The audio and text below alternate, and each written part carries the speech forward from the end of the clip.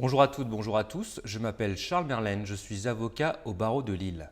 Dans une précédente vidéo, nous avions vu ensemble la déclaration de sinistre.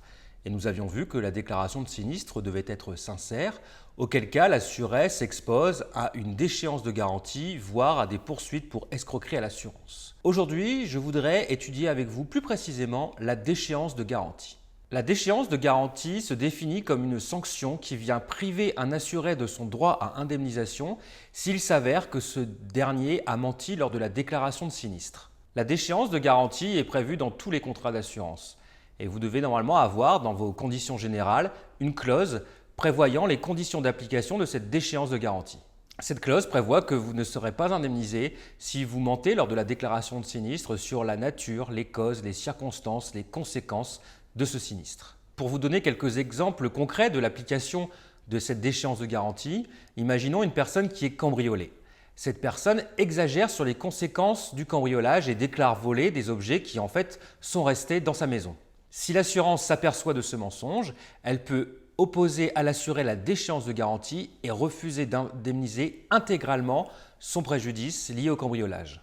Un autre exemple, un automobiliste qui se fait voler son véhicule alors qu'il avait oublié les clés sur le contact. S'il déclare à son assurance que le véhicule était fermé et que celle-ci s'aperçoit du mensonge, elle peut une fois encore opposer une déchéance de garantie et refuser d'indemniser intégralement le préjudice. Dernier exemple, celui de personnes qui ont une assurance emprunteur et qui déclarent une fausse maladie. Ici encore, si l'assurance en aperçoit, bien évidemment, elle peut opposer une déchéance de garantie et ne pas prendre en charge le sinistre. Concrètement, comment s'applique la déchéance de garantie ? C'est l'assureur qui souhaite se prévaloir de la déchéance de garantie qui doit apporter 3 preuves. Tout d'abord, il doit bien évidemment apporter la preuve de la connaissance de cette déchéance de garantie par l'assuré.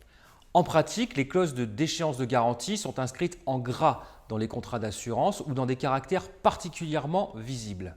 Elles sont incluses dans les conditions générales d'assurance, conditions qui sont normalement visées par l'assuré. L'assureur doit ensuite apporter la preuve de l'existence du mensonge qui entache la déclaration de sinistre. Dans les faits, l'assureur aura des doutes s'il s'aperçoit que des déclarations ou des éléments fournis par l'assuré sont contradictoires. Il arrive aussi parfois que les assureurs diligentent un détective qui mènera une enquête pour vérifier si les déclarations de l'assuré sont vraies ou sont fausses. La troisième preuve que doit apporter l'assureur pour opposer une déchéance de garantie est celle de la mauvaise foi de l'assuré. Un mensonge seul ne suffit pas. Encore faut-il prouver que ce mensonge a été fait de manière délibérée par l'assuré.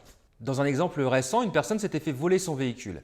Elle avait déclaré son véhicule à 75 000 km alors qu'en réalité, le compteur en affichait 77 000. Dans cet exemple, la mauvaise foi de l'assuré n'a pas été retenue par les juges. Pour résumer, une assurance peut opposer à son assuré une déchéance de garantie uniquement si elle apporte la preuve du fait que l'assuré connaissait la clause de déchéance de garantie, que l'assuré a menti lors de sa déclaration de sinistre et que ce mensonge a été fait de mauvaise foi. Si vous voyez opposer une déchéance de garantie, comment réagir ? Vous pouvez d'abord contester en interne de l'assurance cette déchéance de garantie. Si votre assurance maintient sa position, vous pouvez vous-même ou aidé d'un avocat saisir le médiateur de l'assurance.